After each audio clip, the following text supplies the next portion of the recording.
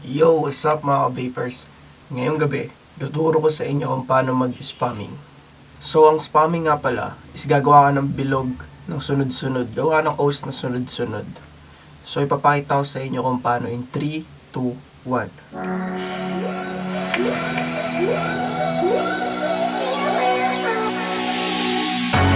Cold at the touch, dead in the eyes. No signs of life no more. I put your love under the knife. Leave me to die here all alone. No signs of life no more, no. But crying dove may never fly.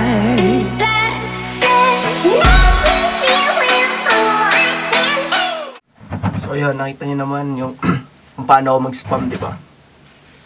Sa spamming, ang techniques lang naman dyan is dapat consistent yung host mo.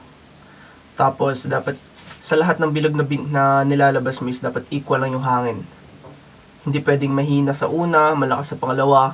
Kasi ang pwede mangyari niyan, pag mahina yung host na unang nilabas mo, tapos sa pangalawa naman napakalakas, o hindi na masyado malakas, mas malakas lang siya.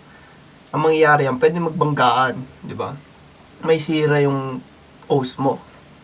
Kaya dapat consistent, pati equal lahat ng hangin na nilalabas mo sa lahat ng host na ginagawa mo. Yun lang, napakadali. Pag bubuka ka ng host mo, dapat ang pinakaano mo is dapat hindi talaga sila magkakabanggaan yung dalawang host. Hindi sila magbabanggaan para mas malinis tingnan. Pati, napansin nyo kanina sa ginawa ko, di ba? Pag galing akong baba, pataas.